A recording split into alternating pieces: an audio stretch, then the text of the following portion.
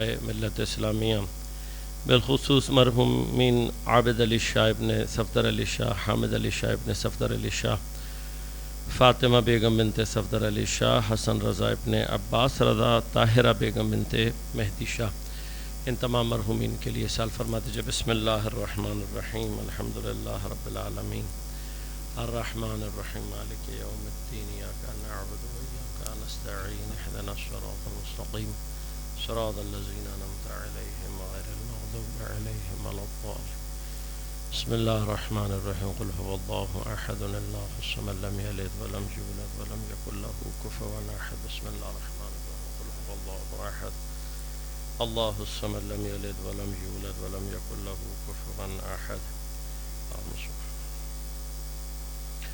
اعوذ باللہ السمیع العلیم من الشیطان الرجیم، بسم اللہ الرحمن الرحیم، الحمد للہ الذی ہدانا لہذا وما كنا لنہتدی لولا ان ہدانا اللہ، لقد جاءت رسل ربنا بالحق، الصلاة والسلام على رسول المسدد المصطفى الأمجد المحمود الأحمد أبي القاسم محمد،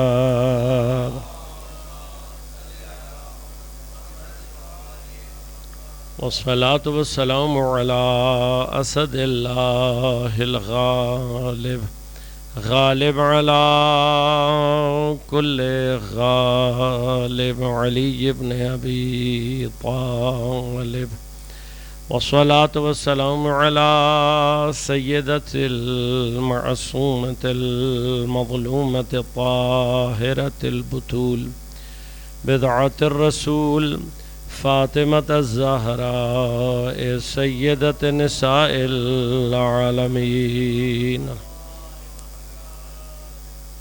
والصلاة والسلام على الحسن المجتبى والحسين المظلوم وأهل بيته الطيبين الطاهرين المعصومين المظلومين المنتجبين المنتخبين، لا سيما بقية الله في الأراضين، روحي وأرواح العالمين لتراب مقدمه الفداء، ولعنة الله على أعدائهم أجمعين.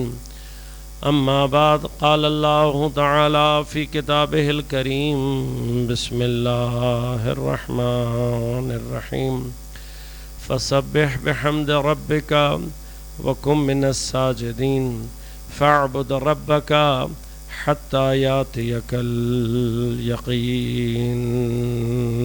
صلوات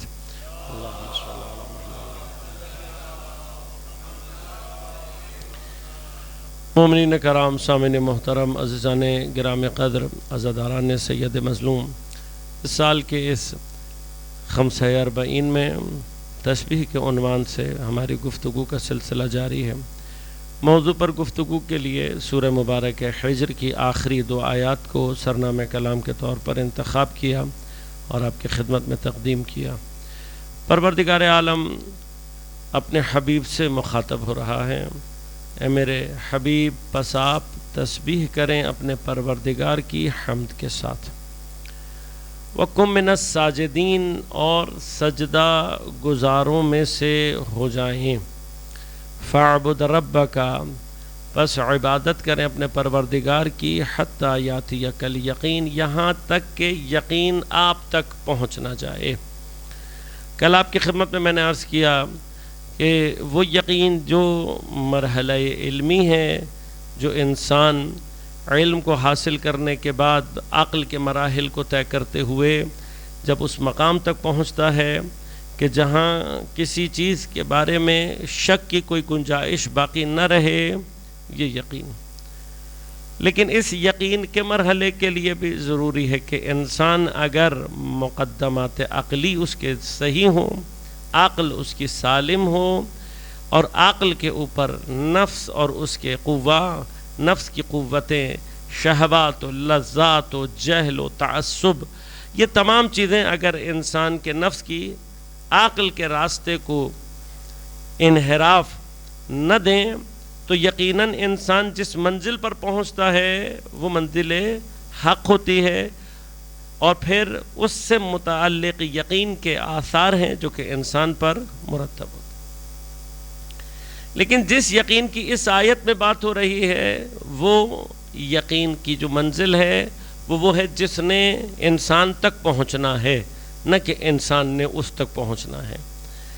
لہذا علماء نے بھی بحث کی ہے، ہمارے پر روایات کا سہارا بھی ہے، اور قرآن کی دوسری آیات بھی اس پر ناظر ہیں کہ یہاں پر یقین سے مراد منزل موت ہے، اور موت کو یقین سے اس لیے تعبیر کیا گیا ہے کہ انسان کے اوپر جو حجابات مادی اس کے اوپر آ جاتے ہیں، موت وہ ذریعہ ہے جو ان تمام حجابات کو انسان کے سامنے سے ہٹا دیتی ہے، اور یقیناً حجاب ہٹنے کا جو الٹیمیٹ نتیجہ ہے وہ یہ ہے کہ حجاب کے ہٹتے ہی انسان خود بخود منزل یقین تک پہنچ جاتا ہے۔ لہذا موت کو بطور کلی یقین سے تعبیر کیا گیا ہے، اور یہ وہ یقین ہے کہ جو انسان چاہے مومن ہو یا کافر وہ بالآخر اس منزل یقین تک پہنچ جاتا ہے۔ لہذا یہاں موت کو یقین سے تعبیر کیا گیا ہے۔ یقین کا لفظ اس لیے استعمال کیا گیا ہے کہ موت ایک ایسا راستہ ہے جو ہر ایک کو یقین کی منزل پر پہنچا دیتا ہے۔ لیکن وہ جو مطلوب ہے دین میں وہ یہ ہے، دین یہ چاہتا ہے کہ ہم اس منزل یقین پر کہ جو موت نے ہمیں دلانا ہے اس پر موت کے آنے سے پہلے پہنچ سکیں۔ اصل جو مطلوب ہے دین کا وہ یہ ہے کہ وہ انسان کو اسی منزل پر، یعنی کیا؟ یعنی دین کا راستہ، شریعت کا راستہ، اس کا کمال یہ ہے کہ یہ انسان کے تمام حجابات مادی کو ہٹا دیتا ہے، اور جیسے ہی یہ حجابات مادی ہٹتے ہیں انسان آٹومیٹیکلی پروردگار عالم سے اپنے آپ کو کنیکٹ کر لیتا ہے۔ یہ آٹومیٹک ہے سلسلہ سارا۔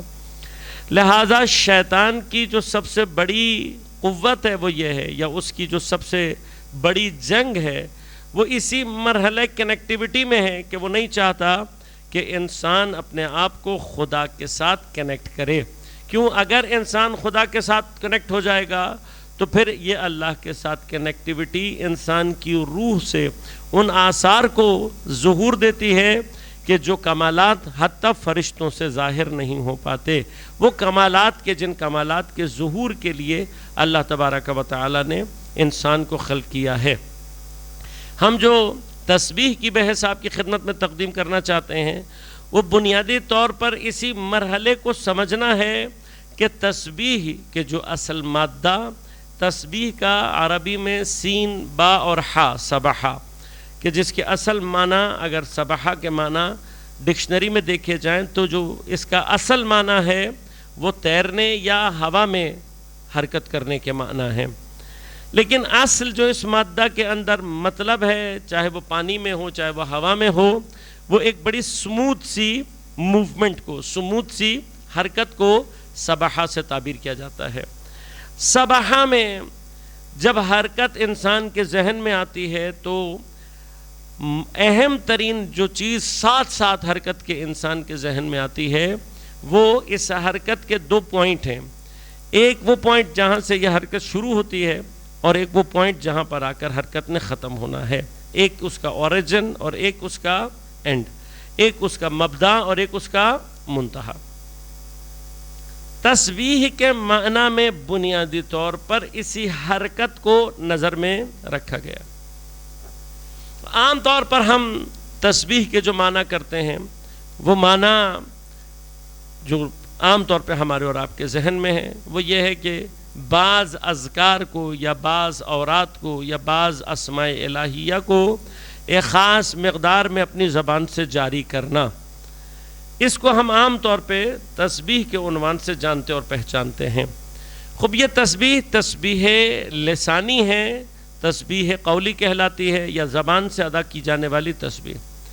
یہ تسبیح تمام تسبیحات کے مقام میں سب سے ادنا ترین مرحلہ تسبیح ہے کہ جو ہم اور آپ مثلا ہاتھ میں تسبیح پکڑ کر اپنی زبان سے بعض اذکار اور بعض اورات کو اپنی زبان پر جاری کرتے ہیں. ادنا کیوں ہے؟ اس کو ادنا کس لیے کہا گیا ہے؟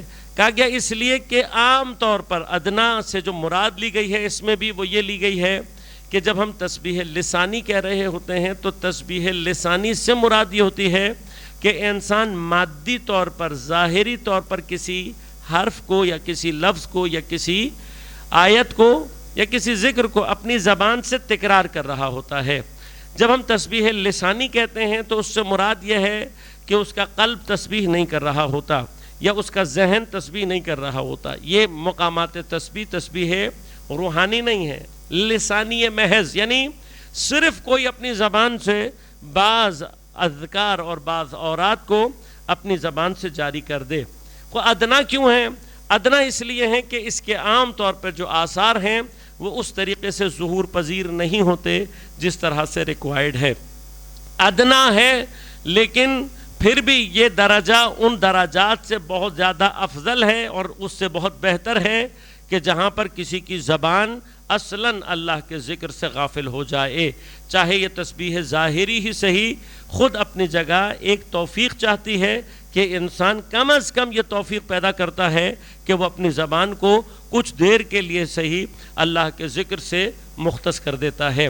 بس یہ جو ہم کچھ دیر کے لیے بھی ذکر اپنی زبان پر لے کر آتے ہیں، تسبیح انجام دیتے ہیں، یہ بیکار نہیں ہے. یعنی یوں نہیں کہا جا سکتا کہ یہ فضول ہے، اس کے اپنے آثار ہیں لیکن آثار ضعیف ہیں. کیوں ضعیف ہیں؟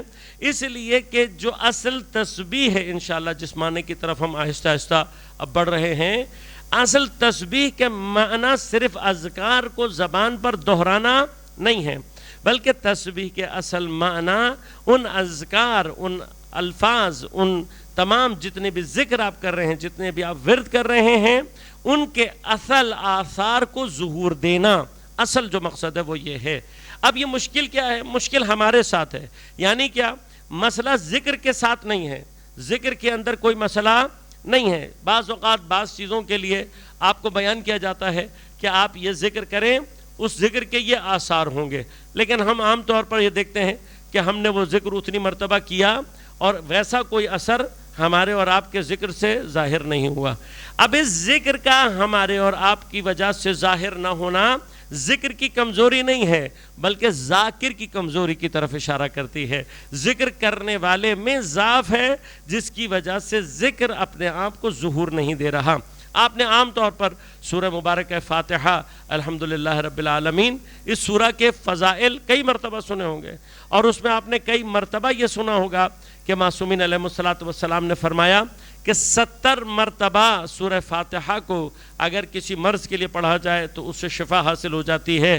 حتیٰ فرمایا کہ اس سورہ فاتحہ کے اندر موت سے بھی شفا پائی جاتی ہے. البتہ یہاں پر میں ذکر کرتا چلوں کہ جس موت کی یہاں پر بات ہو رہی ہے وہ موت حتمی نہیں ہے، آخری اور ڈیفائنڈ موت نہیں ہے، وہ موت غیر حتمی موت ہے.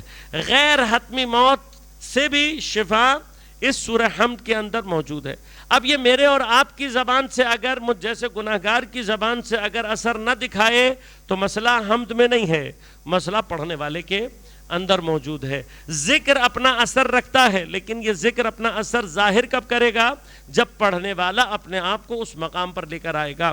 لہذا علماء میں سے غالباً اگر میں اشتباہ نہیں کر رہا تو غالباً علامہ ہلی یا کسی بزرگوار کا، آیت اللہ بحر العلوم، میرے ذہن میں نام عالم کا تھوڑا سا ابھی موجود نہیں ہے، ان کے بارے میں ملتا ہے کہ ابھی بچے تھے، چھوٹے تھے، 6 یا 7 سال کا سن تھا، اور ان کے استاد نے ان کو جب الحمد یاد کرائی تو انہوں نے ساتھ ساتھ حمد کے یہ فضائل ان کے لیے بیان کر دیے. تو وہ اپنے حالات زندگی میں اس واقعے کو نقل کرتے ہیں. کہا جب میں نے سنا اب یہ کون ہے؟ یہ وہ بچہ ہے کہ جس کا سارا گھرانہ مجتہدین و مراجع کا گھرانہ ہے، یہ وہ گھرانہ ہے کہ جس کا ہر لقمہ پاک لقمہ ہے، یہ وہ گھرانہ ہے کہ جس کے اندر عبادات کے آثار موجود ہیں، یہ وہ گھرانہ ہے جس کے 9 سال کے بچے مجتہد ہو جاتے ہیں۔ اب اس گھرانے کا بچہ جب یہ واقعہ نقل کر رہا ہے تو اس کے پیچھے وہ پوری کی پوری داستان ہمارے اور آپ کے ذہن میں رہنی چاہیے۔ فرمایا کہ جب میرے استاد نے بتایا درس پڑھنے کے بعد، تو میں استاد چلے گا، اب یہ 6 یا 7 سال کے تھے، کہا میں کھیلتے کھیلتے حوض کے کنارے پہنچا تو وہاں ایک مکھی مری ہوئی تھی، تو میرے ذہن میں آیا خیال کہ میں جو استاد نے بات کی ہے اس مکھی کے اوپر پڑھ کر دیکھوں کہ یہ مکھی زندہ ہوتی ہے یا نہیں۔ کہا میں نے ابھی 5ویں مرتبہ حمد ختم نہیں کی تھی کہ وہ مکھی ہلی اور ہلنے کے بعد اڑنے لگی۔ کہا جیسے ہی وہ مکھی اڑنے لگی تو میرے دل میں ایک خیال آیا کہ کہیں ایسا تو نہیں کہ میں نے زندہ مکھی کے اوپر پڑھ دیا ہو اور یہ مثلا پہلے ہی سے زندہ تھی بعد میں حرکت کر کے اڑ رہی ہے۔ تو کہا اس سے پہلے کہ وہ اڑتی میں نے اس کو پکڑ لیا، پکڑنے کے بعد میں نے اس کو پانی میں ڈبو دیا اور پانی میں اتنی دیر ڈبو کر رکھا کہ مجھے یقین ہو گیا کہ اب یہ مر گئی ہوگی۔ کہا جب مجھے یقین ہو گیا کہ اب یہ مر گئی ہوگی میں نے اس کو نکال کر سائڈ پہ رکھا اور کافی دیر تک اس کو دیکھتا رہا، جب مجھے واقعاً یہ یقین ہو گیا کہ اب یہ واقعی مر چکی ہے۔ کہا میں نے دوبارہ آزمانے کے لیے ابھی پڑھنا شروع کیا تھا، کہا دوبارہ ابھی میں نے 5ویں مرتبہ ختم نہیں کی تھی سورہ حمد کہ وہ ایک مرتبہ حرکت ہوئی اور وہ اڑ کر چلی گئی۔ عزیزان من، اس کا معنی صرف یہ ہے کہ پروردگار عالم کے کلام میں ان تمام اذکار کے اندر وہ قوت موجود ہے جس قوت کو ظہور دینے کے لیے اگر ذاکر اس منزل پر موجود ہو، یہ تمام کی تمام آیات، یہ تمام کے تمام اذکار، یہ تمام کے تمام اوراد اپنا اثر دکھانے کے لیے موجود ہیں۔ ان کے ذریعے سے وہ اثر دکھایا جا سکتا ہے، لیکن ضروری کیا ہے؟ انسان اس منزل پر ہو۔ اب میں سوال صرف اتنا، اب جس کو یہ منزل یہاں سمجھ میں آ جائے گی، میں عام طور پر جب ہم یہ جملے ادا کرتے ہیں یا اس طرح کی کوئی بات کرتے ہیں تو بعض اوقات بہرحال ایک طبقہ ہمارے ہاں موجود ہے کہ جس کو توحید اتنے عجیب و غریب انداز سے بیان کی گئی ہے کہ کہیں پر اگر اسماء الہی کا ظہور کسی ذات سے اگر بیان کیا جائے تو بیچارے کنفیوز ہو جاتے ہیں اور پھر وہ یہ سمجھتے ہیں کہ شاید یہ شرک کی باتیں کر رہے ہیں کہ بھئی زندہ کرنا اور مارنا یہ تو اللہ کا کام ہے، تو یہ آپ نے کیسے انسان کی طرف نسبت دے دی ہے؟ تو ہم ان کو آرام سے یہ بات سمجھاتے ہیں کہ ایسا ہی ہے، اصل جو زندہ کرنا ہے یا مارنا ہے یہ اللہ ہی کے اختیار میں ہے، اور اصل میں جس کا الٹیمیٹ کاز ہے وہ پروردگار عالم ہی ہے۔ لیکن پروردگار عالم کی ذات اور اس کی اسماء اور اس کے صفات کی کیفیت ایسی ہے کہ وہ مخلوقات کے درمیان میں ان اسماء اور صفات کو جاری ہونے کے لیے جب تک یہاں پر ان تمام کا ولی امر موجود نہ ہو، یہ اسماء اور صفات اس کے بغیر اپنا ظہور پیدا نہیں کرتے۔ اب کیسے آپ یہ بات مانتے ہو، یقین کرتے ہو کہ مارنے والا خدا ہے، لیکن جب بھی موت کا تذکرہ آتا ہے تو آپ کو حضرت اسرائیل علیہ السلام یاد آ جاتے ہیں کہ حضرت اسرائیل علیہ السلام نے آ کر اس کو مارا، تب آپ حضرت اسرائیل کو نسبت دے رہے ہوتے ہو، تو کیا اس وقت آپ نعوذ باللہ خدا کی خدائی کا انکار کر رہے ہوتے ہو؟ تو جواب ملتا ہے کہ بھئی وہ تو خدا کے مقرر کردہ فرشتے ہیں، تو ہم ان کو جواب ہی یہ دیتے ہیں کہ جتنے بھی فرشتے ہیں یہ سارے کے سارے فرشتے مدبرات امر ہیں، ولی امر نہیں ہیں۔ خدا نے جب بھی کسی امر کو جاری کرنا ہوتا ہے یہ امر پروردگار عالم سے پہلے صاحب امر تک پہنچتا ہے، صاحب امر کے ذریعے سے مدبرات امر تک پہنچتا ہے، اور جب مدبر امر اس کو جاری کر رہا ہو تو شرک لازم نہیں آتا، تو ولی امر کی طرف نسبت دینے سے شرک کیسے لازم آ سکتا ہے؟ لہذا اسی مقام کو بیان کرنے کے لیے پروردگار عالم نے سورہ مبارک قدر میں تنزل الملائکۃ والروح فیہا باذن ربہم من کل امر، فرمایا تمام امر کو لے کر فرشتے نازل ہوتے ہیں۔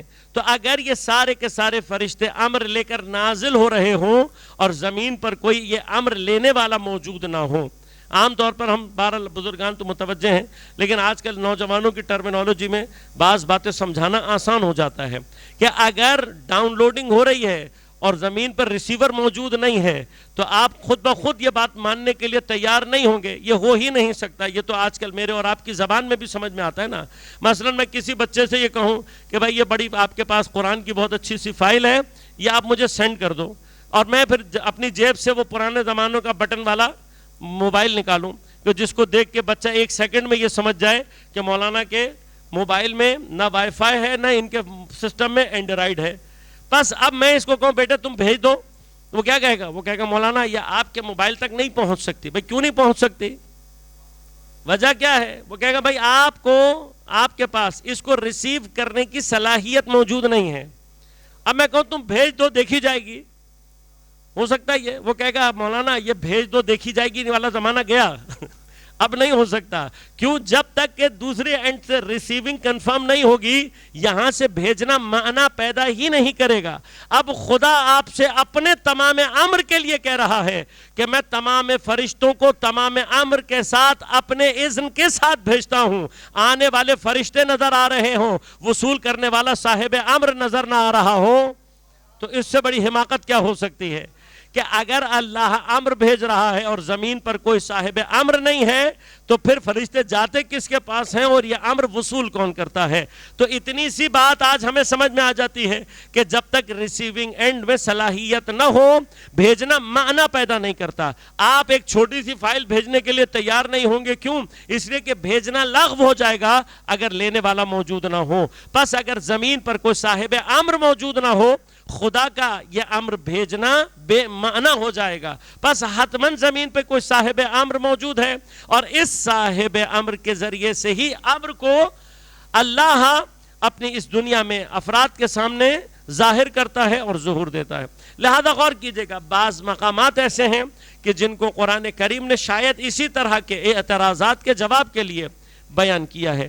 لہذا ان میں خاص مقام وہ ہے کہ جہاں پر حضرت ابراہیم علیہ السلام پروردگار عالم سے پروردگار سے کہہ رہے ہیں رب ارنی کیف تحیی الموتى، پروردگار مجھے دکھا، ارنی مجھے دکھا، کیف تحیی الموتى، کہ میرے پروردگار تو مردے کو کیسے زندہ کرتا ہے. کون کہہ رہا ہے؟ حضرت ابراہیم. کس سے کہہ رہے ہیں؟ پروردگار سے. کیا کہہ رہے ہیں؟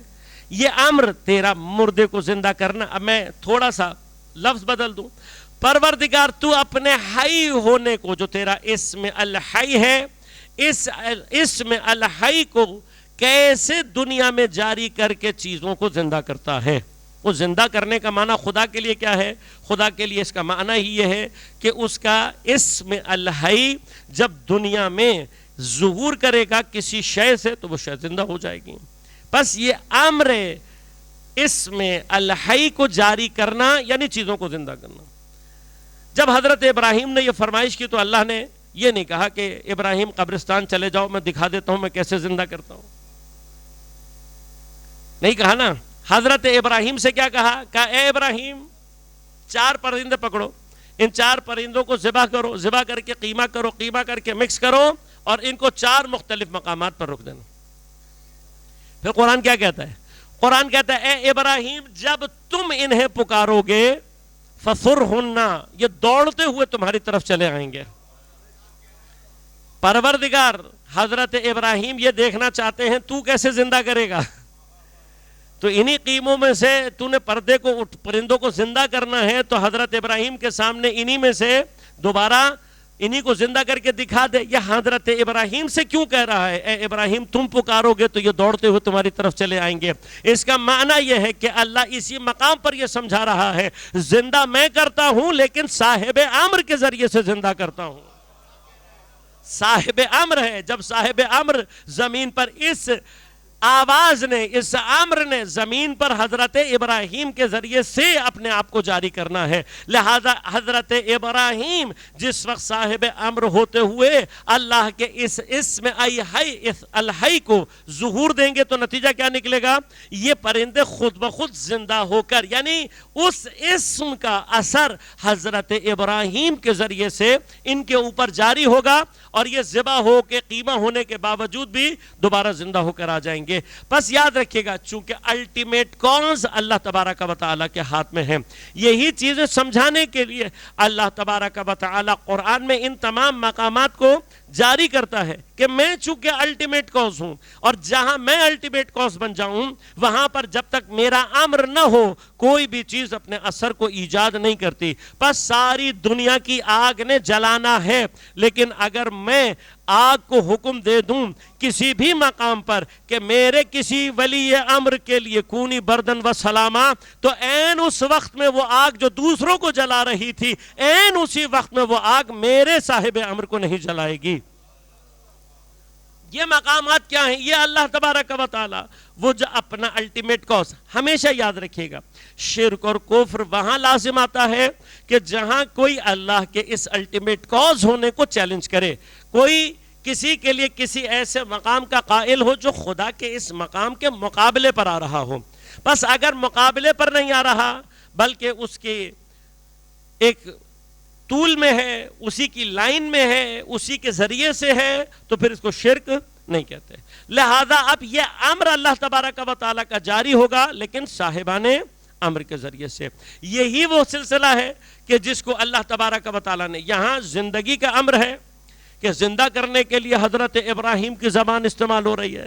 وہاں سورہ مبارکہ کہف میں کبھی انشاءاللہ موقع رہا اور خدا نے یہ توفیق عنایت کی، سورہ مبارکہ کہف واقعاً سمجھنے والی سورہ ہے. یہ وہ واحد سورہ ہے کہ جس کے اندر اللہ تبارک و تعالیٰ نے جو واقعات بیان کیے ہیں وہ سارے کے سارے محیر العقول ہیں، یعنی عقل کو حیران کر دینے والے واقعات ہیں. اور یہ تمام کے تمام واقعات اگر ایک طرف عقل کو حیران کرنے والے ہیں تو دوسری طرف بہت سارے اعتراضات کے جواب دینے کے لیے بھی ہے. یعنی ایسا محسوس ہوتا ہے کہ پروردگار عالم نے یہ سارے انتظامات کیے ہیں کہ کہیں آنے والے دور میں پیش آنے والے بہت سارے اعتراض کا جواب قرآن کے اندر موجود ہو. لہذا امام زمان عجل اللہ تعالیٰ فرجہ شریف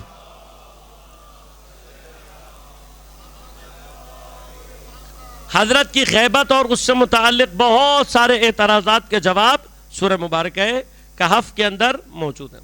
لیکن ایک منزل جو عام طور پر سب سے زیادہ ہم اور آپ کو بھی کنفیوز کرنے والی جو جگہ ہے، جس میں عام طور پہ ہم اور آپ پھنس جاتے ہیں، تقریباً ہر چیز کہیں نہ کہیں ذہن میں آ رہی ہوتی ہے سب سے زیادہ، لیکن ہمارے لیے اور آپ کے لیے کویسچنیبل مرحلہ کون سا ہوتا ہے؟ وہ جگہ جہاں پر حضرت خضر بچے کو جوان کو قتل کر دیتے ہیں. اب یہ جوان کا قتل کرنا یہ ہمارے اور آپ کے لیے بڑا مشکل مرحلہ بن جاتا ہے، اس لیے کہ ہم اور آپ یہ سوچ رہے ہوتے ہیں کہ جب اس نے کوئی گناہ نہیں کیا تو اس کو قتل کا لفظ وہاں پر صرف اس لیے استعمال ہوا ہے کہ آپ کو اور مجھے اللہ یہ سمجھا سکے کہ اس کو مارنے والے حضرت خضر تھے. یہ جو قتل کا لفظ استعمال کیا اللہ نے، یہ اس لیے استعمال کیا ہے تاکہ مجھے اور آپ کو یہ سمجھ میں آ سکے کہ اس موت کا جو ریزن ہے، اس کو جو مارنے والا ہے وہ خضر ہے. سوال یہ، آج تک آپ نے کبھی یہ پڑھا کہ حضرت خضر نے اس بچے کو مارا کیسے تھا؟ یہ خود ایک جگہ سوال ہے نا، میں حضرت خضر نے کیسے مارا؟ کیا حضرت خضر نے کوئی چھری استعمال کی، کوئی گلا دبایا، کوئی زہر دیا؟ کیا کیا حضرت خضر نے؟ آپ کو کوئی چیز ملے گی نہیں. کیوں نہیں ملے گی؟ اس لیے کہ حضرت خضر کو مارنے کے لیے کسی ٹول کی ضرورت نہیں تھی. جہاں پر کوئی ٹول استعمال کر کے کسی کو ناحق قتل کرے تو اسے قتل کہتے ہیں. لیکن جیسے آپ حضرت اسرائیل کو آج تک قاتل نہیں کہتے جب تک کہ سب کی روحیں انہوں نے قبض کی ہیں، لیکن آپ حضرت اسرائیل علیہ السلام کے لیے قاتل کا لفظ استعمال نہیں کرتے. کیوں؟ اس لیے کہ حضرت اسرائیل کا کام صرف اللہ کے اس امر کو جاری کرنا ہے. یہاں پر اللہ حضرت موسیٰ اور اس واقعے میں سمجھا صرف یہ رہا ہے کہ موسیٰ، ہم نے اپنی موت کا امر جس کے حوالے کر دیا ہو وہ صرف امر موت کو جاری کرتا ہے، اور جہاں وہ جاری کر دے وہاں موت واقع ہو جاتی ہے. حضرت خضر نے کسی ٹول سے نہیں مارا بلکہ صرف وہ امر موت پروردگار عالم کے اسم الممیت کے اثر کو جاری کیا ہے. بس یہ جیسے ہی امر الممیت کا صاحب امر کے ذریعے سے جاری ہوگا اس کے اوپر موت طاری ہو جائے گی. یہی وہ مرحلہ ہے جو ہم سمجھانا چاہتے ہیں. اگر تمہیں صاحبان امر سمجھ میں آ گئے تو پھر تمہیں یہ کبھی بھی مشکل پیش نہیں آئے گی کہ جہاں صاحبان امر موجود ہوں ان کا کام کیا ہے؟ ان کا کام یہ کہ ان کے وجود سے یہ امر دنیا میں جاری ہوتا ہے.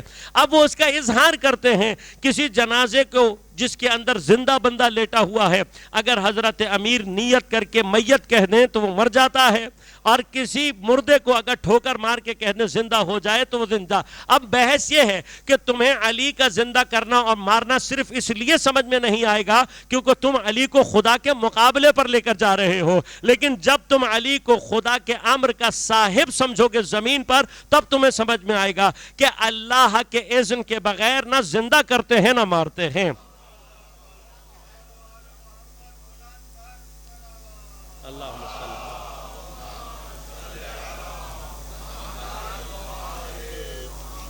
اب یہ امر کا جاری کرنا، اسماء کے اثر کو ظہور دینا، تو یہ اگر مجھے اور آپ کو یہاں سمجھ میں آ رہا ہے معاملہ، تو میں سمجھتا ہوں میری تسبیح کی بحث کسی حد تک حل ہو جائے گی۔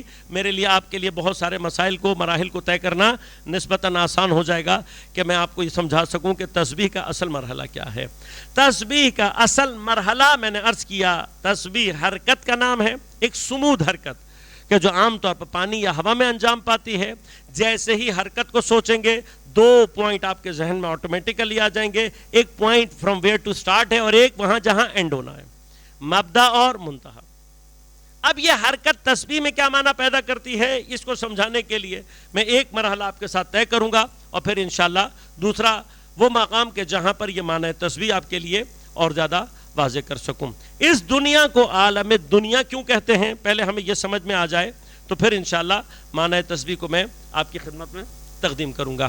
عالم دنیا کو دنیا اس لیے کہتے ہیں کہ یہ تمام ایگزسٹنس کے جتنے بھی مراحل ہیں، وجود کے جتنے بھی مراحل ہیں، ان میں یہ سب سے کم ترین درجے کا، سب سے ادنا درجے کا عالم ہے۔ یہ مٹیریل عالم سب سے ادنا، سب سے کم ترین درجے کا عالم ہے۔ کم ترین درجے سے مراد ہرگز بھی اس عالم کا ناقص ہونا نہیں ہے، عیب دار ہونا نہیں ہے، ڈیفیکٹڈ نہیں ہے، اور یہی اللہ تبارک و تعالیٰ کے کمال کی سب سے بڑی دلیل ہے۔ کائنات میں اللہ تبارک و تعالیٰ نے کوئی بھی چیز ایسی خلق کی ہی نہیں ہے جو ناقص ہو، ڈیفیکٹیو ہو۔ کسی بھی چیز کے اندر آپ کو ایرر، اللہ کی بنائی ہوئی چیز کے اندر ایرر اور ڈیفیکٹ نہیں ملے گا۔ خدا کی بنائی ہوئی کوئی چیز نہ اس میں ایرر اور نہ کوئی ڈیفیکٹ نہیں ہے۔ تو پھر ہم ادنا کس سینس میں کہہ رہے ہیں؟ ادنا اس سینس میں کہتے ہیں کہ یہ عالم دنیا وجود کے اعتبار سے، ایگزسٹنس کے اعتبار سے سب سے کم ترین درجہ ہے، کہ جس کے مقامات انشاءاللہ آپ کی خدمت میں عرض کروں گا۔ آج صرف چند ایک مقامات پہلے اس اعتبار سے بیان کر دوں کہ یہ عالم ادنا کس سینس میں ادنا ہے، یعنی اس کو جو ادنا کہا، ادنا لفظ اسی سے دنیا ہے، اسی سے دنوف ہے، جس کا معنی ہے پست۔ ادنا پستی کیا ہے، کمی کیا ہے، کمی اور عیب میں فرق اگر آپ کے ذہن میں رہے گا تو میرے لیے مراحل آسان رہیں گے۔ ادنا ہے بے اعتبار درجہ وجودی، یعنی درجات وجودی میں ایگزسٹنس کے جو درجات ہیں اس میں یہ سب سے کم ترین کیوں ہے؟ کم ترین اس لیے ہے کہ یہ عالم مادہ، اس کی ایک کمی یہ ہے کہ یہ ٹائم اینڈ اسپیس کانسٹرینٹ میں پھنسا ہوا ہے، زمان اور مکان کے قید میں پھنسا ہوا ہے۔ یہ عالم زمان و مکان کے ٹائم اینڈ اسپیس کے کانسٹرینٹ سے باہر نہیں نکل سکتا۔ آپ عالم دنیا میں رہتے ہوئے ٹائم اینڈ اسپیس کانسٹرینٹ سے باہر نکل جائیں، اٹس ناٹ پاسبل، دنیا میں نہیں ہے۔ بس آپ کو اگر کہیں ٹائم اینڈ اسپیس کانسٹرینٹ سے باہر نکلنا ہے تو آپ کو ایک ڈسکنیکٹیوٹی چاہیے اس عالم مادہ سے۔ اس عالم مادہ سے ڈسکنیکٹیوٹی کے لیے پہلے کیا چاہیے آپ کو یہ یقین ہونا چاہیے، یا آپ نے اس کو درک کیا ہوا یا سمجھا ہوا ہو کہ سب کچھ یہ عالم دنیا اور عالم مادہ، یہ مٹیریل عالم سب کچھ یہ نہیں ہے، بلکہ اس مٹیریل عالم سے ماورا، اس سے بیونڈ ایک نان مٹیریل عالم بھی موجود ہے کہ جس کی سب سے بہترین تجلی خود ہماری روح ہے۔ لیکن یہ ہماری روح ہمارے بدن کے حجاب کے اندر دبی ہوئی ہوتی ہے۔ آیت اللہ حائری شیرازی کا بڑا خوبصورت جملہ ہے، وہ کہتے ہیں انسان کے اوپر جو سب سے بڑا حجاب ہے وہ اس کے اپنے بدن کا حجاب ہے۔ سب سے بڑا حجاب اس کے بدن کا حجاب ہے۔ کہا اس لیے کہ ہم پیدا ہی اسی بدن کے ساتھ ہوتے ہیں، اسی بدن کو ہمیشہ سے آئینے میں دیکھتے ہیں، اسی کے ذریعے سے کاموں کو انجام دے رہے ہوتے ہیں، تو ہم خود اس غلط فہمی میں مبتلا ہو جاتے ہیں کہ میں بدن ہوں، جبکہ میں بدن نہیں ہوں۔ دیکھیے، آپ میٹر کو کسی اور جگہ بھی استعمال کرتے ہیں، اس کے لیے آپ ملکیت کا تصور بھی اپنے لیے ایجاد کر لیتے ہیں، لیکن کبھی بھی آپ اس میٹر کو اپنی ذات نہیں سمجھتے۔ مثلا آپ نے گاڑی خریدی، آپ کہیں گے بھئی میری گاڑی ہے، استعمال کریں گے یا نہیں کریں گے؟ استعمال بھی کریں گے۔ اب ایسا نہیں ہے کہ اگر آپ فرض کریں کوئی ایک آدھ ہفتہ کوئی ایسا ہو جائے کہ آپ گاڑی میں ایک آدھ ہفتہ آپ کو گاڑی میں رہنا پڑ جائے مثلا، تو آپ ایک ہفتے کے بعد یہ سمجھنے لگیں کہ یہ گاڑی میرے وجود کا حصہ ہے، کبھی بھی نہیں ہوگا۔ کوئی کسی گاڑی میں پوری زندگی بھی گزار لے تب بھی وہ یہ سینس ایجاد نہیں کرتا کہ یہ گاڑی میرے وجود کا حصہ ہے۔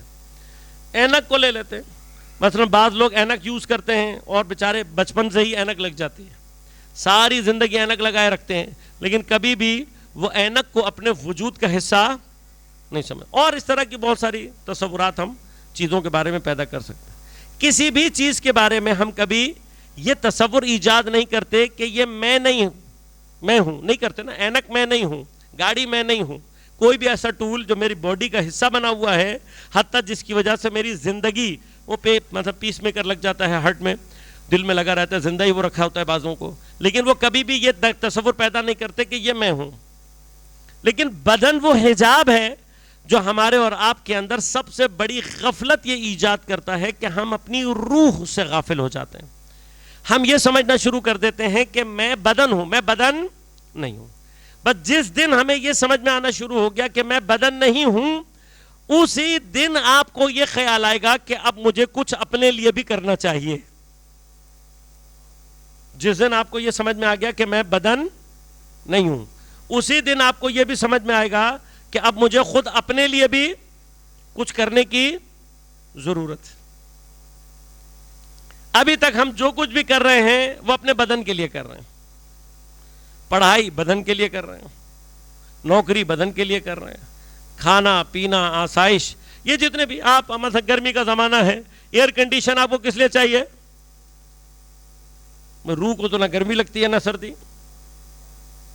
جبکہ مزیدار بات یہ ہے کہ اس کا اصل احساس کرنے والی چیز جو اصل مدرک ہے وہ روح ہی ہے۔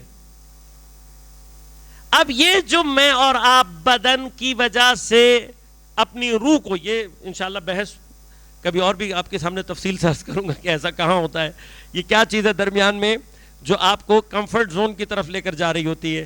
یہ بنیادی طور پر انسان کے اندر جو نفس کا حصہ ہے، یہ اس کی خواہشات ہوتی ہیں، جو آپ کو یہ اس طرح مجبور کرتا ہے کہ مجھے گرمی میں ٹھنڈے کمرے میں لے جاؤ، سردی میں میرے لیے گرمی کا انتظام کرو۔ یہ جو آپ کی باڈی ہے، اس کو گرمی اور سردی کچھ نہیں لگتی، یہ اگر آپ متوجہ ہو اس بات کی طرف۔ مادے کا سردی اور گرمی لگنے سے کوئی تعلق نہیں۔ خدا نہ خواستہ میری یہ انگلی اگر کٹ کے یہاں گر جائے تو اس کو چوٹ نہیں لگے گی۔ ایک مرتبہ یہ میری باڈی سے اگر جدا ہو جائے تو نہ اس کو سردی لگے گی، نہ اس کو گرمی لگے گی، نہ اس کو چوٹ کا احساس ہوگا۔ اس کا معنی ہی یہ ہے کہ مادہ فیل نہیں کرتا، مادے کے اندر فیلنگ نہیں ہوتی۔ بس وہ کیا چیز ہے جو فیل کر رہی ہے؟ وہ بنیادی طور پر میری روح ہے۔ اب روح میں بھی وہ چیز جو میرے بدن کے ساتھ کنیکٹیوٹی پیدا کر کے سب سے پہلے اپنے آپ کو ظاہر کرتی ہے، وہ نفس ہے۔ اور نفس جس طرف لے کر جا رہا ہوتا ہے، ہر وہ راستہ جو نفس آپ کو اپنی طرف لے کر جا رہا ہوتا ہے، وہی آپ کو خدا سے دور کر رہا ہوتا ہے۔ بس مادے سے جو ڈسکنیکٹیوٹی کا اصل معنی ہے وہ یہی ہے کہ ایسا نہیں آپ نے کھانا پینا چھوڑ دینا ہے، آپ نے اچھا نہیں کھانا، اچھا گھر نہیں خریدنا، اچھی کسی چیز کو اختیار نہیں کرنا، نہیں، معنی یہ نہیں ہے۔ معنی کیا ہے کہ آپ نے ان مادی چیزوں میں سے کسی ایک کا بھی اسیر نہیں ہونا، یعنی یہ نہیں ہونا چاہیے کہ آپ سے کوئی چیز چھوڑی نہ جائے۔ کیوں؟ جب انسان سے کوئی چیز چھوڑی نہیں جاتی، یہ مسئلہ ہے انسان کا، تو وہ حق کو پہچانتے ہوئے بھی حق کا مخالف ہو جاتا ہے، جانتے ہوئے بھی حق کا مخالف ہو جاتا ہے۔ اب یہ اگزامپل کربلا میں میرے اور آپ کے سامنے موجود ہے۔ دو کریکٹرز ہیں کربلا میں، دونوں ہی ایک جیسی، دونوں کی تھنکنگ ہے، دونوں ایک ہی نتیجے پر پہنچے ہوئے ہیں، لیکن بالکل الگ الگ آثار ہیں۔ دو کریکٹر، ایک حضرت ہور ہیں حضرت حور کیا کہہ رہے ہیں کہ میں اپنے آپ کو جنت اور جہنم کے درمیان دیکھ رہا ہوں. عمر سعد اس سے بھی جب پوچھا گیا تو اس نے کہا حسین سے جنگ یعنی جہنم، یعنی میں بھی اپنے آپ کو جنت اور جہنم کے درمیان. دونوں کو پتا ہے کہ امام حسین سے جنگ یعنی جہنم، دونوں کو معلوم ہے. لیکن حور میں اور عمر سعد میں فرق کیا ہے؟ حور وہ ہے کہ جس کو جب یہ پتا لگا کہ یہ اب امام حسین کو قتل کرنے کے ہی پہلے جو انہوں نے اپنی یہ نیت چھپا کر رکھی، یعنی کبھی آپ تاریخ کربلا کا مطالعہ کریں، حور کی جب امام حسین سے ملاقات ہوئی ہے اور امام نے کہا بھائی تم نے بلایا ہے تو میں آیا ہوں، اور اگر تم نہیں چاہتے تو میں واپس چلا جاتا ہوں. یہ جملہ البتہ امام کا بہت قیمتی جملہ ہے اگر اس کو ہم سمجھنا چاہیں. امام کہہ رہے ہیں تم نے بلایا ہے تو میں آیا ہوں، تم نے کہا ہے ہمیں امام چاہیے، وہ امام تو ہیں، تو میرے اور آپ کے بلانے کا کیا معنی ہے؟ یہ امامت کا وہ حصہ ہے جس کو ہم نے سمجھنے میں 1400 سال لگا دیے، لیکن ابھی تک ہم اس کو صحیح معنی میں درک نہیں کر پا رہے. یہ جملہ امام حسین کا یہ سمجھا رہا ہے کہ جب تک تم مجھے امام کی حیثیت سے تم امت بن کر اجتماعی طور پر کلیکٹیو فارم میں مجھے ایک حاکم کے طور پر قبول کرنے کے لیے تیار نہیں ہوگے، میں تمہارا امام کہلاؤں گا ہی نہیں. یہ تمہاری کلیکٹیو ایفرٹ، یہ جو تم اجتماعی طور پر امت بنو گے تو مجھ سے امامت کا رابطہ پیدا ہوگا. تم بلاؤ گے تو میں آؤں گا. بس یعنی یہ وہ سارے کام ہیں جو میں نے اور آپ نے کرنے ہیں. یہ امام کی ذمہ داریوں میں سے نہیں ہے. امام کو جب امام بنا دیا گیا تو امام کو امام ماننے والوں کی ذمہ داری یہ ہے کہ وہ اس کے لیے امت بنے. یہ میری اور آپ کی ذمہ داری ہے. اگر میں بھی اور آپ بھی آج اپنے زمانے کے امام کے لیے کہہ رہے ہیں اللہم عجل، اس عجل کا تعلق مجھ اور آپ سے ہے. آپ چاہتے ہو امام جلدی آئے تو راستہ یہ ہے کہ تم اتنی ہی جلدی امام کے لیے وہ حکومت تیار کرو جس کر اوپر آ کر اس نے حکومت کرنی ہے. بس میں اور آپ جتنا جلدی یہ چاہتے ہیں کہ یہ امر ہو، اتنا ہی جلدی مجھے اور آپ کو حکومت بنانی ہے. اب جو بھی امت کہیں پر بیٹھ کر بھی زبان سے تو کہہ رہی ہو اللہم عجل، لیکن اس کا عمل نہ ہو تو وہ چاہے صدیوں بھر یہ کہتی رہے اللہم عجل، اس میں عجل نہیں ہوگی، جلدی پیدا نہیں ہوگی. جلدی پیدا کرنی ہے تو کیا کرنے کا؟ جتنی مجھے اور آپ کو یہ شوق ہے کہ امام جلدی ظہور کریں. اور یہی یاد رکھیے گا، اگر یہ سب کچھ سمجھ میں آنے کے باوجود بھی میں اور آپ امام کی حکومت کے لیے کوئی کام نہیں کر رہے تو پھر مجھ سے نہیں اپنے آپ سے یہ سوال کریں کہ ہمارا امام کے ساتھ رابطہ کیا ہے، ہم واقعاً مومن کہلانے کے قابل ہیں یا نہیں. اسی لیے میں کہتا ہوں کہ یہ امام خمینی کا، رہبر معظم شہید کا، انقلاب اسلامی لانے والوں کا میرے اور آپ کے اوپر احسان ہے کہ انہوں نے کم از کم مجھے اور آپ کو یہ راستہ دکھا دیا ہے کہ دیکھو یہ وہ نظام ہے کہ جو نظام امام کی حکومت کے لیے بنایا گیا ہے. اب میں فرض کریں پاکستان میں اور تو کچھ نہیں کر سکتا، لیکن اس نظام کو سمجھ کر اس نظام کی سپورٹ کے لیے جتنا کام کر رہا ہوں گا میں آٹومیٹیکلی اپنے آپ کو امام کے ساتھ اٹیچ کرنے میں کامیاب ہو جاؤں گا. اب یہ جتنے بھی باتیں کہہ رہا ہوں یہ اگر آپ کے ذہن میں رہیں تو میں جب نتیجہ دوں گا 5ویں دن تو انشاءاللہ ان میں سے بہت سارے مطالب آپ کو انشاءاللہ اس دن کام آئیں گے. لہذا عزیزان من کرنا کیا ہے؟ کنیکٹیوٹی. حور نے کیا کیا ہے؟ حور جانتے ہیں امام حسین کی طرف جانا یعنی موت. آسان ہے کہ جہاں آپ کو جاتے ہوئے یقینی طور پر یہ پتا ہو کہ موت، اور وہ بھی اس کنڈیشن کے ساتھ کہ جہاں آپ جا رہے ہیں آپ کو خود بھی نہیں پتا کہ جو میں کاروائی کر کے آ چکا ہوں اب پتہ نہیں میری توبہ قبول ہوگی یا نہیں. یہ میرے اور آپ کے لیے حور کا آنا بہت آسان ہے، لیکن حور کا آنا آسان نہیں ہے. شیطان اپنی پوری قوت لے کر حور کے سامنے اتر آیا ہوگا. پتہ نہیں کس کس طریقے سے اس نے حور کو بہکانے کی کوشش کی ہوگی کہ حور تو نے جو کر دیا اس سے زیادہ بدتر کام تو دنیا میں کوئی کرنے والا نہیں ہے، تو کس منہ سے جا رہا ہے. حور کو جب امام نے یہ کہا تھا تو حور نے کیا کہا؟ مولا میں نہ خط لکھنے والوں میں سے ہوں نہ مجھے پتا. یعنی کیا حور ان افراد میں سے نہیں تھا جنہوں نے امام کو بلایا. حور ان لوگوں میں سے نہیں تھا کہ جس کو معلوم ہو کہ یہاں لوگوں نے بلایا بھی ہے. بس یعنی خود کوفہ کے اندر یہ حرکت جو ہو رہی ہے یہ بڑے اسٹریٹجیکل طریقے سے ہو رہی تھی کہ ہر آدمی کو نہیں پتا تھا کہ امام حسین کو خط لکھ کے بلوایا گیا ہے. امام نے 12,000 خطوط ڈھیر لگا دیے, 12,000 خطوط, اور امام ڈیلیبریٹلی یہ خطوط اپنے ساتھ لے کر چلے تھے. بوریاں بھری ہوئی ہیں خط کی, 12,000 خط, 40,000 افراد کے سائن. یعنی کوفہ کی ایک بہت بڑی تعداد البتہ ایسی ضرور تھی کہ جس نے امام کو آنے کی آفر کی تھی, خطوط موجود تھے. امام نے کیا کہا, اگر تم نہیں چاہتے میں واپس چلا جاتا ہوں. حر نے واپس نہیں جانے دیا. حر باعث بنا ہے کہ امام کربلا تک پہنچے, حر باعث بنا ہے کہ 3 دن کی بھوک اور پیاس ہے, حر باعث بنا ہے کہ آج قتال ہونے جا رہا ہے, اور حر کے سامنے آخری مرحلے میں حر آیا ہے, آ کر عمر سعد سے کہا تم نے تو کہا تھا ہم نیگوسیشن کریں گے. انشاءاللہ یہ مرحلہ بھی خدا نے چاہا تو آپ کی خدمت میں عرض کروں گا میں کہ امام کے مقابل پر جو جتنے بھی افراد ہیں یہ مینیپولیٹرز ہیں, یہ ایکسپلائٹرز ہیں, یہ جھوٹ بولنے والے ہیں, یہ دھوکہ دینے والے ہیں. انہیں پتا تھا کہ اگر ہم نے حر کو پہلے بتا دیا کہ ہم کیا کرنے جا رہے ہیں تو معاملات خراب ہو جائیں گے, لہذا آخری وقت تک حر کو یہ نہیں بتایا. لیکن جب آخری جنگ شروع ہونے کے لیے جا رہی تھی, صبح لشکر کی صفیں بند رہی تھیں, نماز فجر کے بعد حر گئے اور جا کر پوچھا تو تاریخ نے عمر سعد ملعون کے الفاظ نقل کیے کہ اب وہ جنگ ہوگی جس میں ہاتھ کٹیں گے, اب وہ جنگ ہوگی جس میں بدن کٹیں گے, اب وہ جنگ ہوگی جس میں سر کٹیں گے. اس نے کہا مگر حسین تو تم سے لڑنے کے لیے نہیں آئے. کہا نہیں, اب وہ جنگ ہوگی. جب حر نے دیکھا کہ یہ جنگ کرنے پر تلا ہوا ہے تب حر نے اپنے آپ کو امام حسین تک پہنچایا. عمر سعد کا کیا مسئلہ ہے؟ عمر سعد کو بھی پتا ہے, اپنے منہ سے کہہ رہا ہے امام حسین کے ساتھ جنگ یعنی جہنم.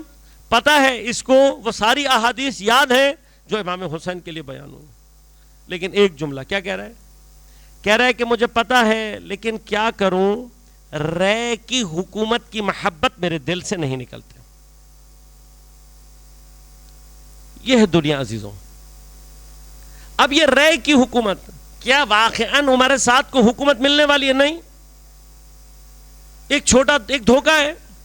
ان کو پتا ہے کہ یہ حکومت کا لالچی ہے, اس کو کہہ دیا.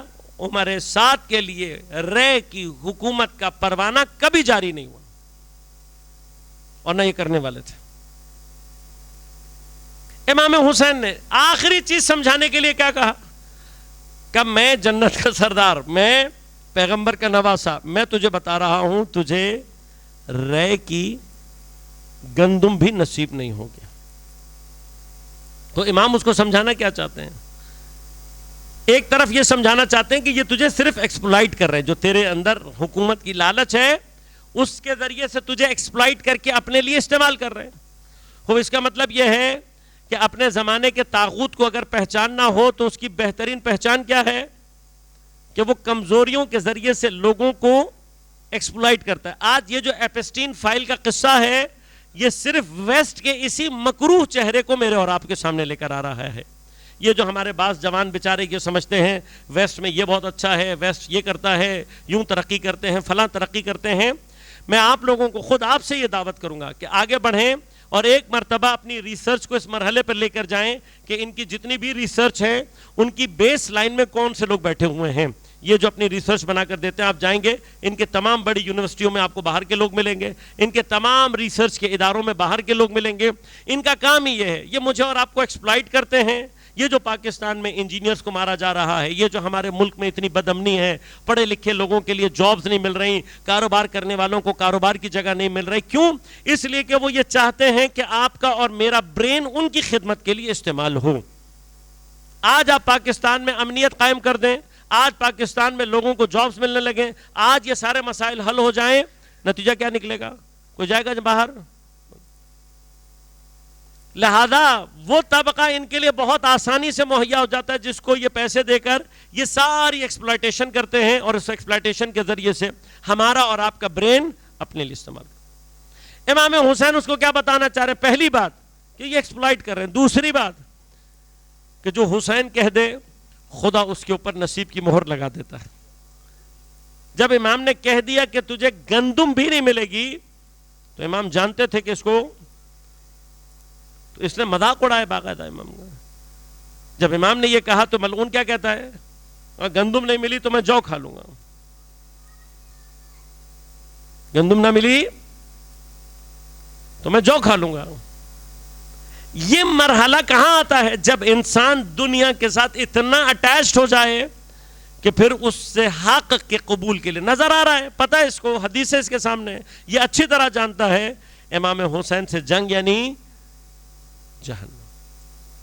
تو انسان اس کا مطلب اس منزل پر پہنچ جاتا ہے دنیا کے ذریعے سے کہ جہاں وہ اپنے ہاتھوں سے اپنے لیے جہنم خریدنے کا باعث ہو جائے. اس کے اگینسٹ امام حسین علیہ الصلوۃ والسلام اپنے ساتھ جن لوگوں کو لے کر چلے ہیں، یہ افراد کون ہیں؟ یہ وہ افراد ہیں کہ جو دنیا سے اپنے آپ کو منقطع کیے ہوئے ہیں. یہ جانتے ہیں جتنی بھی شہزادیاں، جتنے بھی بچے امام حسین اپنے ساتھ لے کر آئے ہیں، انہیں معلوم ہے کہ کربلا آسان راستہ ثابت نہیں ہوگا. انہیں پتہ ہے. اور پھر بعض مقامات پر امام نے بعض چیزوں کو ظاہر بھی اسی لیے کیا ہے تاکہ میں دنیا والوں کو یہ بتا دوں کہ ہم یہ سارے امتحانات جانتے ہوئے انجام دے رہے ہیں. ہمیں معلوم ہے کہ خدا کی راہ میں ہمیں اس مرحلے سے گزرنا پڑے گا. شاید ہو سکتا ہے کہ امامت کی منزل امامت میرے اور آپ کے لیے اس منزل کو لے آئے کہ کوئی 3 دن کا بھوکا پیاسا کیسے رہ سکتا ہے، لیکن 6 مہینے کا بچہ وہ بھوکا پیاسا رہنا، چھوٹے چھوٹے بچوں کا بھوکا پیاسا رہنا، وہ خواتین بالآخر یہ جو شہزادیاں ہیں ان کے لیے ہم مقام عصمت کبریٰ کے قائل نہیں ہیں. امامت کے لیے تو چلے منزل امامت میرے اور آپ کی سمجھ میں آتی ہے، لیکن شہزادیاں جانتی ہیں کہ کس مرحلے سے گزرنا ہے. لیکن پوری تاریخ کربلا میں آپ کسی ایک بی بی کا کوئی جملہ یا کسی ایک بچے کا کوئی جملہ ایسا بتا دیں کہ جو انہوں نے شکوہ کیا ہو کہ ہم کہاں آ گئے، ہمیں کہاں پھنسا دیا. اس کا معنی یہ ہے کہ یہ تمام رضا اور تسلیم کے ساتھ خدا کے حضور ان قربانیوں کو دینے کے لیے آمادہ ہے. یہ مراحل سخت ہیں عزیزوں جو بیویوں نے دیکھے ہیں. ہم کمپیریزن نہیں کرتے، لیکن بالآخر اللہ نے مقامات کو رکھا ہوا ہے، بعض کو بعض پر فضیلت دی ہے. تو جن کے امتحانات سخت ہیں ان کے یقیناً مراتب بھی افضل ہیں. مال یا جان کا امتحان دینا نسبتاً آسان ہے.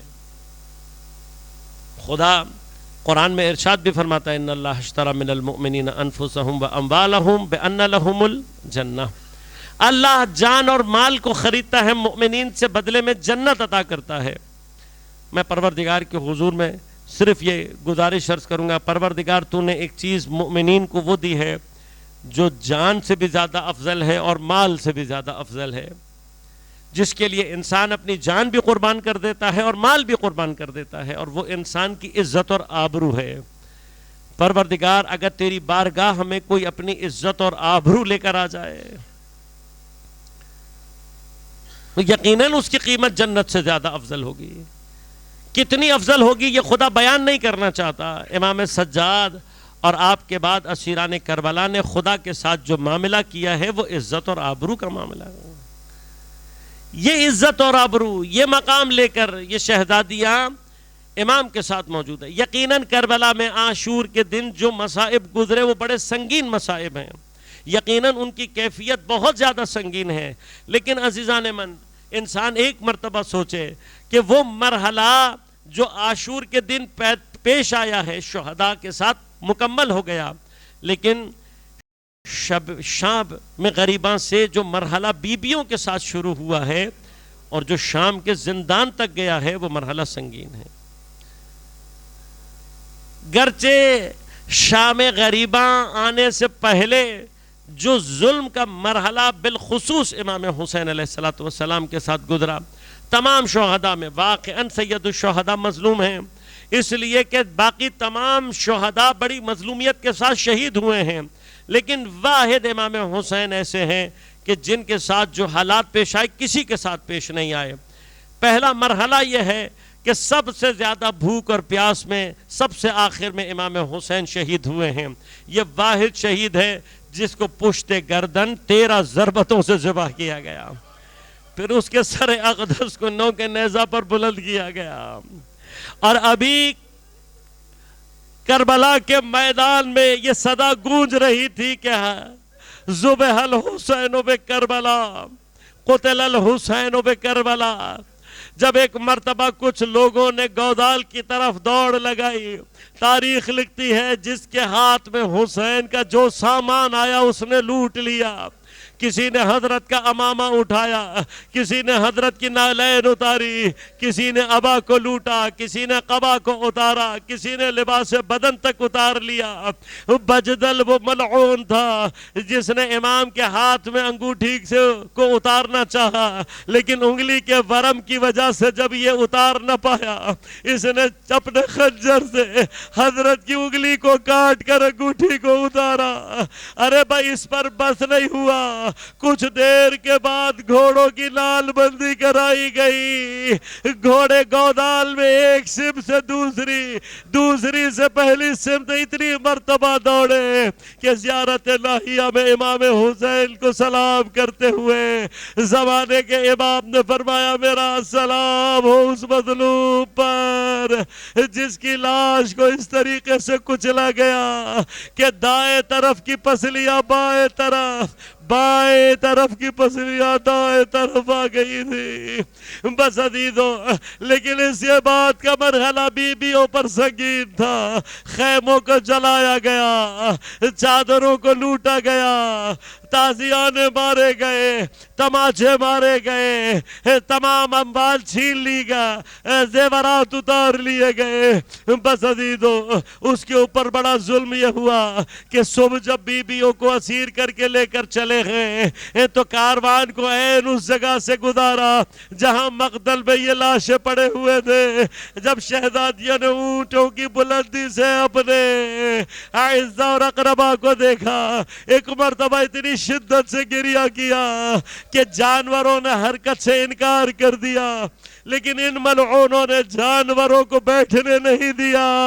بس کچھ دیر تو شہزادیوں نے انتظار کیا، پھر اونٹ کی پشت سے اپنے آپ کو زمین پر گرایا.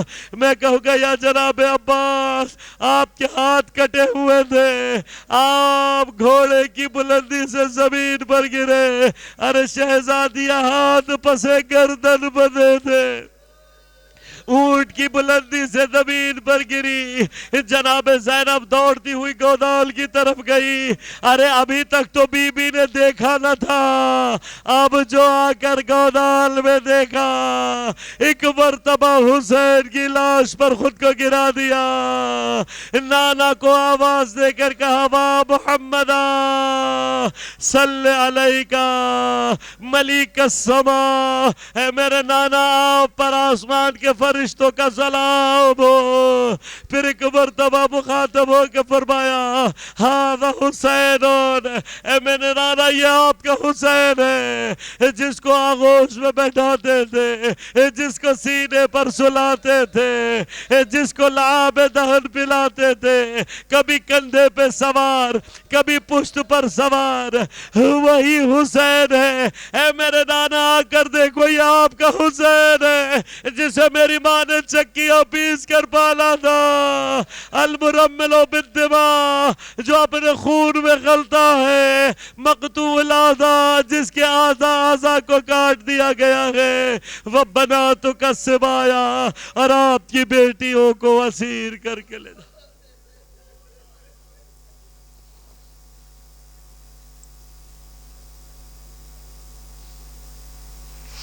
الا ولعنت اللہ علی القوم الظالمین وسيعلم الذين ظلموا أي منقلب ينقلبون. بار الہ بحق زہرا و ابیہا و بعلہا و بنیہا، ہماری عبادت کو اپنی بارگاہ میں قبول و منظور فرما. بحق زہرا و ابیہا و بعلہا و بنیہا، منتقم زہرا، منتقم کربلا، منتقم اسیران کربلا، امام زمان کے ظہور میں تعجیل فرما. حضرت کے ظہور کے ذریعے سے دنیا سے ظلم اور استبداد کا خاتمہ فرما. عدل اور عدالت کو قائم فرما. بحق زہرا و ابیہا و بعلہا و بنیہا. رہبر انقلاب اسلامی کی حفاظت فرما، مقاومت اسلامیہ کو نصرت و کامیابی عنایت فرما، تمام عزاداران بالخصوص زائرین ابا عبداللہ سب کو اپنے حفظ و امان رکھ، ان کے اوپر حملہ کرنے والے تمام منافقین کو نیست و نابود فرما، امریکہ اسرائیل اور اس کا ساتھ دینے والی تمام ظالم منافق اور خائن قوتوں کو نیست و نابود فرما، تمام عزاداران سید الشہداء کو اپنے حفظ و امان میں رکھ، پریشانیوں کو دور فرما، مشکلات کو آسان فرما، بیماروں کو صحت کامل عاجل عنایت فرما، ہمارے مرحومین کی مغفرت فرما، بالخصوص جن مرحومین کے لیے ایصال ثواب کا کہا گیا، بار الہ ان کے درجات کو بلند فرما، ہم سب کو امام زمان عجل اللہ تعالیٰ فروج الشریف کی اعوان و انصار میں شمار ہونے کی توفیق عنایت فرما، ربنا تقبل منا انک انت السمیع العلیم برحمتک یا ارحم الراحمین۔